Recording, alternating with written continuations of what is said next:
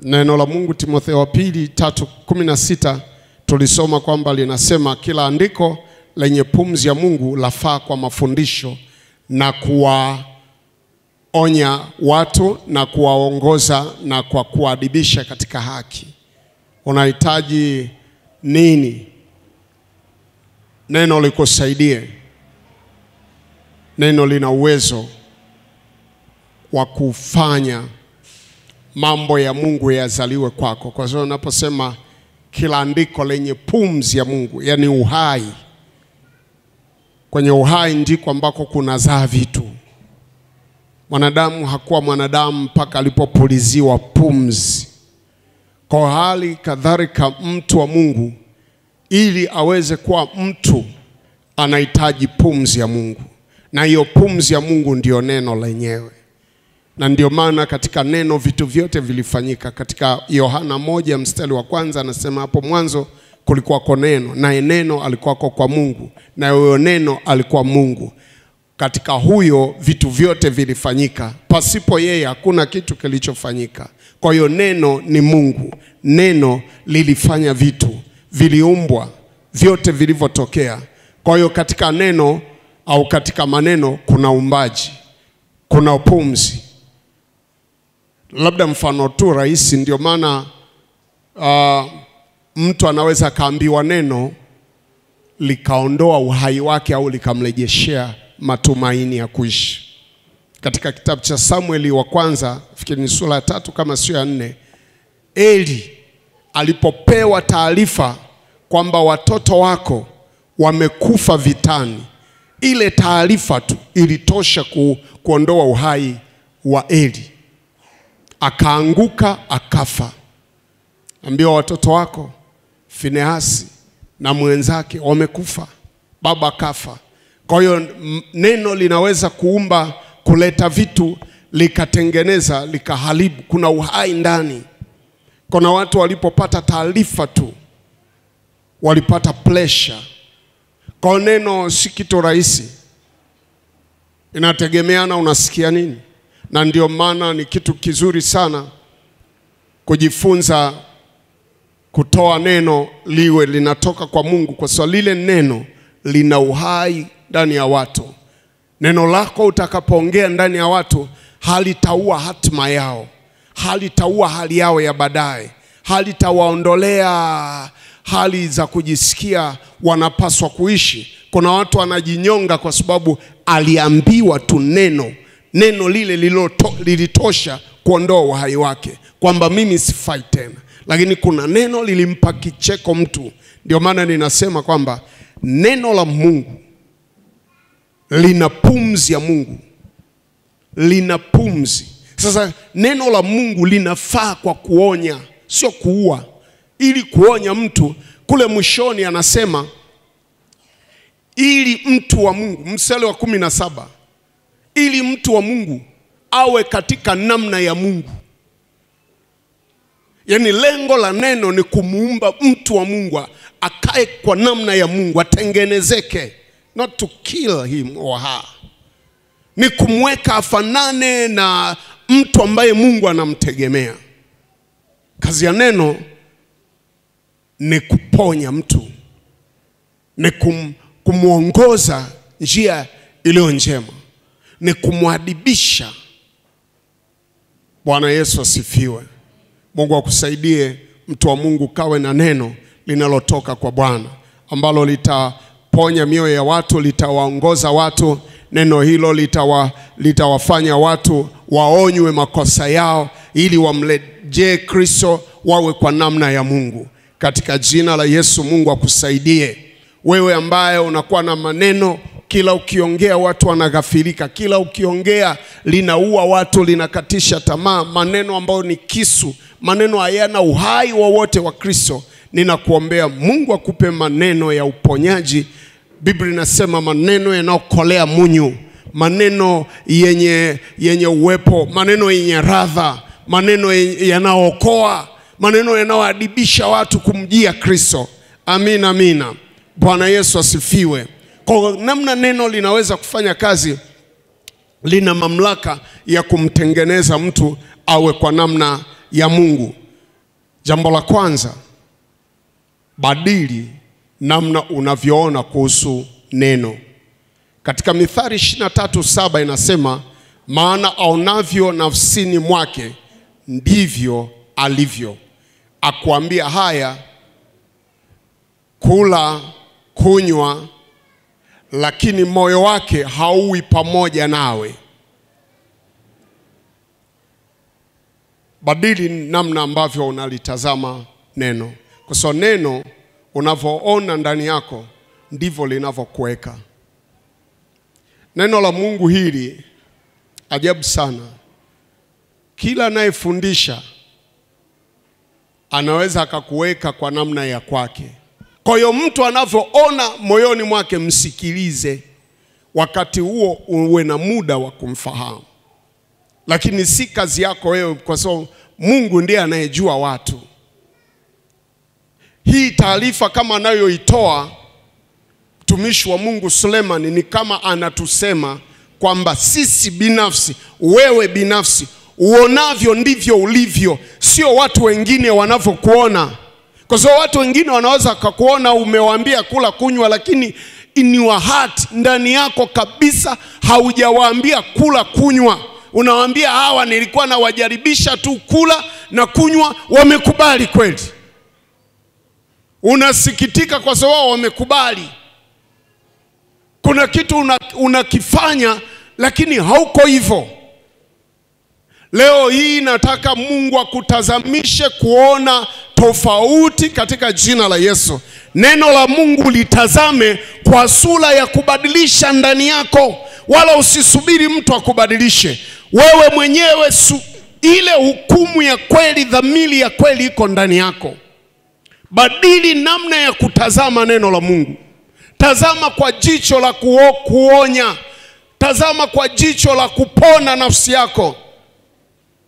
Kwa sababu kuna uchoyo mtu hawezi akakwambia wewe mwenyewe. Kuna hasira mtu hawezi kukwambia wewe mwenyewe, unajijua sana ilivyo. Wakati mwingine unajikaza tu mbele ya watu, lakini wewe una hasira mbaya. Wewe unajikaza tu ndani ya ndoa, lakini wewe una roho mbaya. Wewe unajitahidi tu kwenye ofisi, lakini wewe ni mwizi. Wewe unajitahidi kutu kwenye ile nafsi yako ndani, unavyoona mimi ni mwizi. Ile roho ndio uishughulikie kwa namna ya neno. Je, linasema uibe? Linaposema usiibe, usiibe. Kwa sababu uonavyo mtu ndivyo ulivyo. Mungu anasema na roho ya mtu ndani. Siri ya mtu iko ndani. Hii miili yetu ni maboksi tu. Amen. Bwana Yesu asifiwe. Lakini mtu wa ndani aliyeumbwa kwa namna ya Mungu yuko ndani. Amen, amen. Lakini nilisema mwanadamu ana utatu wake mtakatifu wa kwake. Anao wa kwake. Ana mwili, ana roho, ana mwili, ana akili. Hivi vitu vingapi? Vitatu viko ndani ya mtu. Sasa Mungu ili apate nafsi, nafsi ni kama akili. Ili Mungu apate ule ufahamu wako, anatumia roho. Ili apate mwili wako umtii Kristo, anatumia roho. Lakini katika huo roho, mwili na nafsi, kitu ambacho kinaunganisha hivi vyote ni nafsi pale katikati. Kwa sababu katikati ina nguvu ya kuamua. Nafsi ambao ni kama akili au utashi wa mtu, uelewa wa mtu wa kupokea jambo, kulikataa au kulikubali, uko kwenye nafsi pale. Mungu akitaka aje, ataanza kwenye ufahamu. Na huo ufahamu ndio utalikubali jambo la Mungu. Shetani akitaka kuja, naposema Mungu ni katika roho. Amen. Kwa sababu mambo ya Mungu yanapokelewa katika roho kwa njia ya imani. Lakini pia shetani akitaka kuja kwa mtu, atapita kwenye ufahamu. Ndio maana inahusiana sana imani na kukiri. Ukisikia amemkiri Yesu kuwa Bwana na Mwokozi wake, huyu mtu ametimiza hadhi ya wokovu wa maisha yake. Sio tu ameamini, kuamini unaamini moyoni, lakini kukiri kunakamilisha ule wokovu. Kwa nini? Kwa sababu mtu anaua utatu wake kama nilivyosema, roho, nafsi na mwili. Hivi vitu, roho na nafsi, vinakaa ndani ya nini? Ya mwili. Mwili ambalo ni rebox. Mwili ambao tena tunasema ulitoka kwenye udongo ukafinyangwa. Na huu siku mtu akifa utarudia nini? Udongo. Huu mwili hauna habari ya kwenda mbinguni. Huu mwili unataka kula, unataka kunywa, unataka starehe. Ndio maana hata tunapotangaza kufunga wiki moja kwa muda wa mpaka saa 12 jioni ndipo uweze kuwa huru kula, mwili kuna ushindani mkubwa sana katika mwili. Kitakachokuwa kinapinga maombi ni mwili. Na unajua kwa nini maombi ya kufunga yana nguvu? Kwa sababu yanautiisha mwili, ambao mwili una sauti kubwa kuliko roho, una sauti kubwa kuliko nafsi. Hata kama nafsi imeyaelewa mambo yake, umeamini moyoni, unapata haki, umekiri kwa kinywa, unapata wokovu. Lakini mwili ni hitimisho. Unakuta mtu ameamini vizuri, lakini anasema mimi namkiri Yesu vizuri, lakini mwili unataka uzinzi, mwili unatamani zinaa, mwili unatamani kuiba, mwili unaona shida fulani ambazo ni za kibinadamu. Kwa hiyo mtu anapofika sehemu nafsi yake imekombolewa, inatazama tofauti na vile ambavyo mwili unatazama. Maana mwili ni wa dunia, na shetani akitaka kumshambulia mtu atapita kwenye ufahamu wake, na ule ufahamu ni rahisi kuelekeza mwili cha kufanya. Na Mungu akitaka kumletea mtu wokovu atapita kwenye ufahamu. Ndio maana katika Zaburi anasema Mungu hulituma neno ili kumponya mtu, kumtoa katika maangamizi yake. Amen.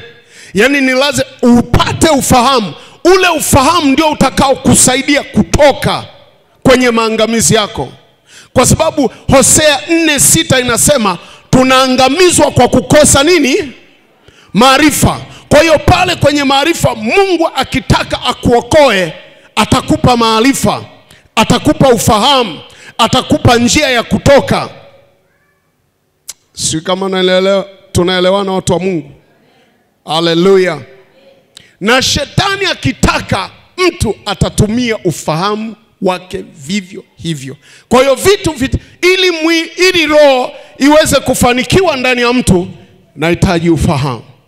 Ili mwili uweze kufanikiwa inahitaji ufahamu. Si kama mnanielewa? Ufahamu huo uwe ni ufahamu wa kimungu. Akili Mungu ameziumba sio mbaya. Akili ni nzuri tu. Akili ni njema tu. Ndio maana kwenye Agano la Kale katika kitabu cha Daniel sura ya 1 utawaona wale vijana waliokuwa kwenye nyumba ya mfalme Nebukadreza, akina Abednego, Shadrach, Meshach. Wale vijana walikuwa ni vijana wenye akili kutoka nchi ya Israeli. Walipelekwa Babeli kwa ajili ya kumsaidia maarifa ya kiuongozi mfalme Nebukadreza. Lakini kulikuwa kina Danieli wako pale. Kwa hiyo akili Mungu aliumba, na watu wa Mungu wana akili. Haleluya. Bwana Yesu asifiwe.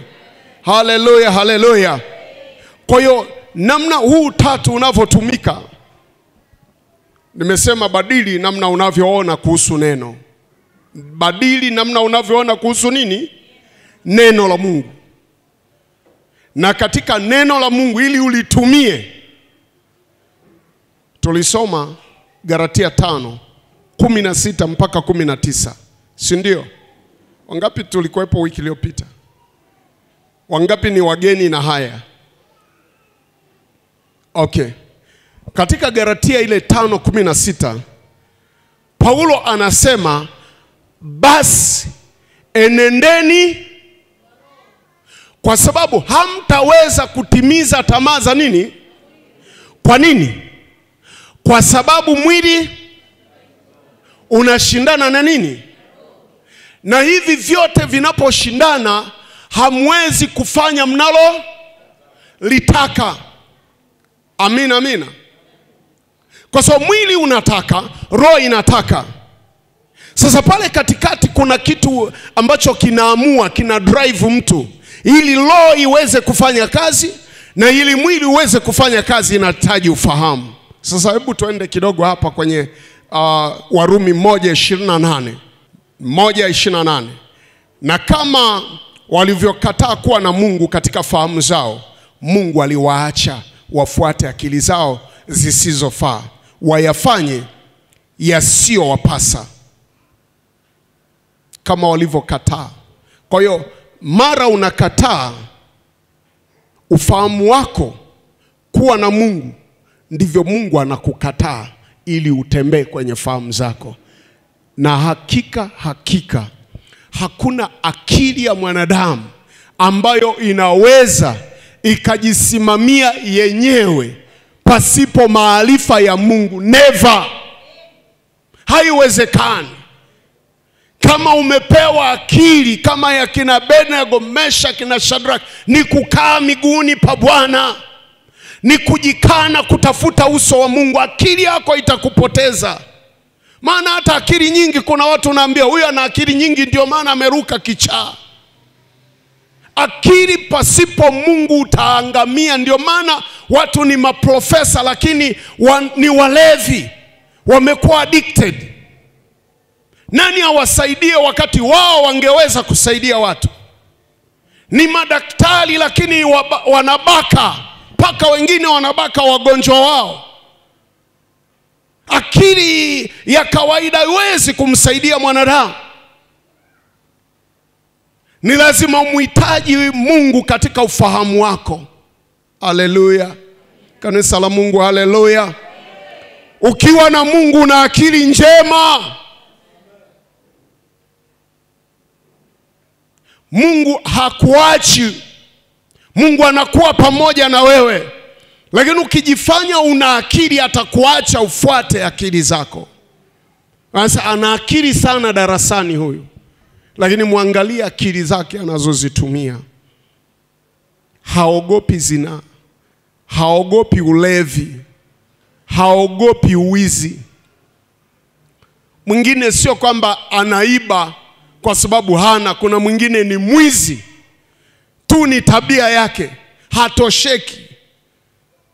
Ni wale ambao hata pesa ikikaa sana mfuko wa kushoto anajibia ye mwenyewe ili aweke mfuko wa kulia.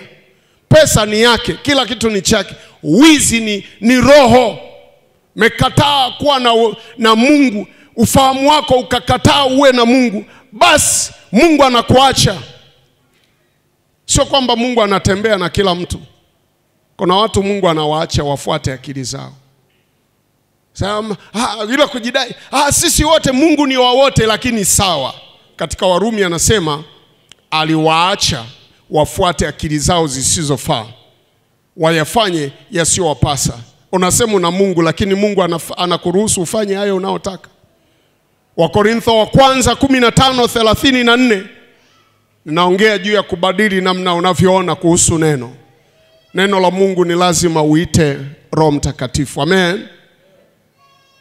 Nasimamia ile Galatia 5:16. Basi nasema enendeni kwa nini? Amen, amen. Kwa sababu gani? Kuna mashindano. Wewe ukienda katika mwili tu, ukienda katika akili tu, hutaweza. Sasa sikia hapa katika Korintho wa kwanza 15:34. Wa Korintho wa kwanza 15:34 inasema, tumieni akili kama iwapasavyo, wala msitende dhambi, kwa maana wengine hawamjui Mungu. Ninanena haya niwafedheheshe. Bwana Yesu asifiwe. Mtu wa Mungu, tumia akili yako vizuri. Lakini hiyo akili yako isitende nini? Na alafu anasema kuna wengine hawamjui Mungu. Kuna watu hawamjui Mungu. Usitafute akili kwa watu. Usitafute maarifa kwa watu. Kuna watu hawamjui Mungu. Watakupeleka kwenye upotevu. Amen, amen. Jambo la pili, pata urejesho wa fahamu zako kupitia neno la Mungu. Pata urejesho. Pata urejesho wa fahamu zako kupitia neno la Mungu. Ebrania 4:12. Neno la Mungu linasema, maana neno la Mungu li hai, tena lina nguvu, tena lina ukali kuliko upanga wao wote ukatao kuwili, tena la choma hata kuzigawanya nafsi na roho na viungo na mafuta yaliomo ndani yake, tena li jepesi kuyatambua mawazo na makusudi ya moyo. Haleluya. Bwana Yesu asifiwe. Neno la Mungu li hai. Ni kama lile kwamba neno la Mungu ni pumzi yake. Amen. Li hai. Kitu kilicho hai kinaweza kikawa na ile sifa ya binadamu kamili. Kinaweza, kina akili. Amina. Kina mambo yote. Lakini hili neno la Mungu lina nguvu. Nguvu ya kumtoa mtu mahali. Kama nilivyosema pale mwanzo, kwa neno tu mtu akisikia anaweza kafa. Kwa neno tu mtu akisikia anaweza kupona. Kwa neno tu mtu akisikia anaweza kufurahi na kucheka. Amen, amen. Neno lina nguvu la kuumba vitu, la kushepu vitu. Hapo mwanzo kulikuwako neno. Neno huyo alikuwa Mungu, alikuwako kwa Mungu, naye alikuwa Mungu. Vitu vyote vilifanyika kwa huyo. Pasipo yeye hakuna kitu kilichofanyika. Kwa hiyo neno lina nguvu, li hai, tena lina nguvu ya kuumba.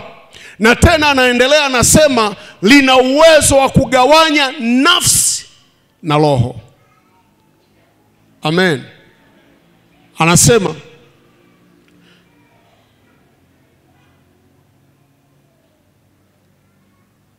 tena lina ukali kuliko upanga wao wote ukatao kuwili, tena la choma hata kuzigawanya nafsi na roho na viungo na mafuta yaliomo ndani yake, tena lijepesi kuyatambua mawazo na makusudi ya moyo. Lina ukali kuliko upanga wao wote. Linaweza kugawanya, yani linakata, linagawa nafsi na roho. Hapo utatu wa mtu umeguswa, nafsi na roho. Mwili uko pale. Kwa sababu hivi ni vitu vinavyoinjinia mtu sana. Nafsi na nini? Na roho. Hivi ndivyo vitu vinavyomuongoza mtu. Nafsi ya mtu ikiwa haimjui Mungu, mwili wake haumjui nani? Mungu. Ndio maana ni vigumu kumwelekeza kuvaa nguo vizuri mtu ambaye nafsi yake haiko na Mungu. Sio kama naeleweka? Ni mpaka huyu mtu vitu hivi vigawanywe ndani yake. Roho iingie yenye kusikia neno la Mungu. Kwa sababu roho ndio inayotoka kwa Mungu. Roho ndio inayosikia maneno ya nani?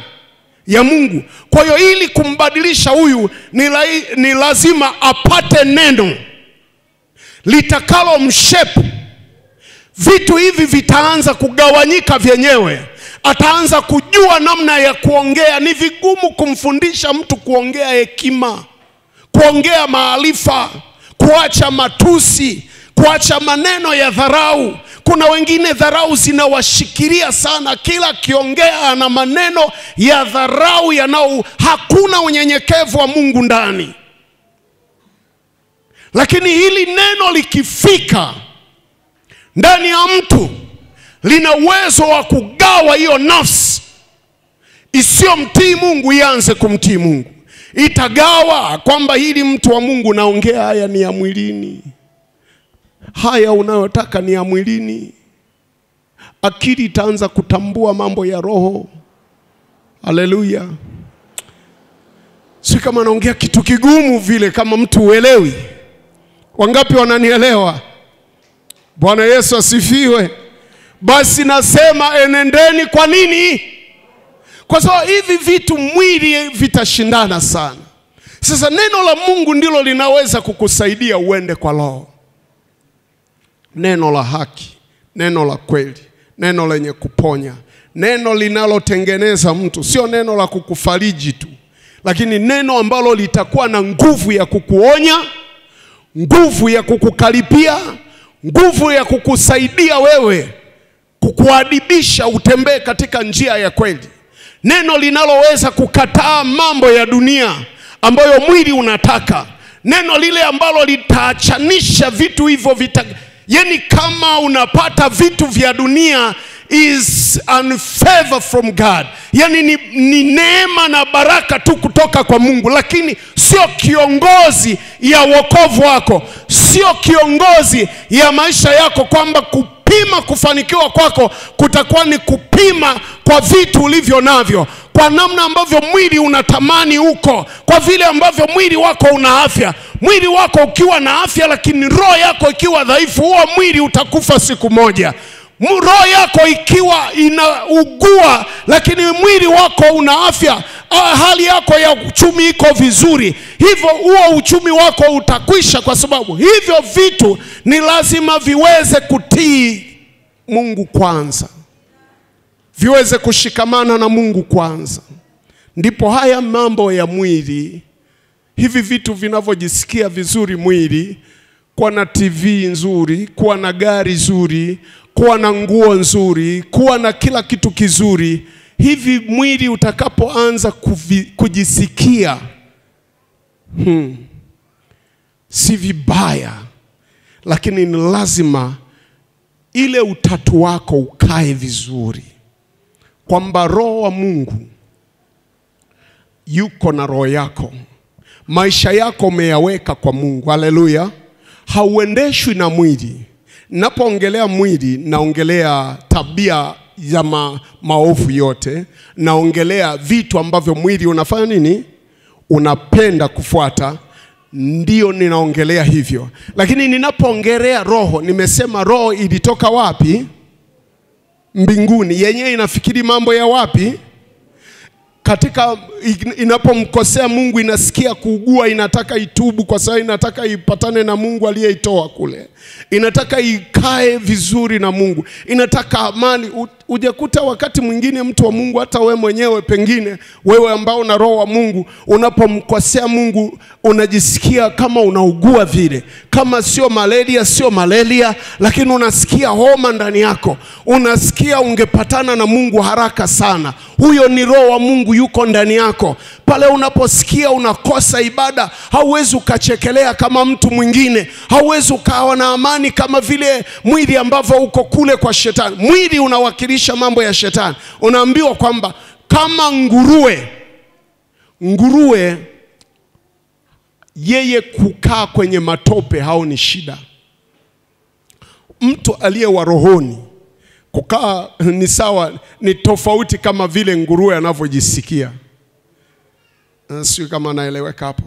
Ni kwamba mtu aliye mwilini ambaye haenendi kwa roho,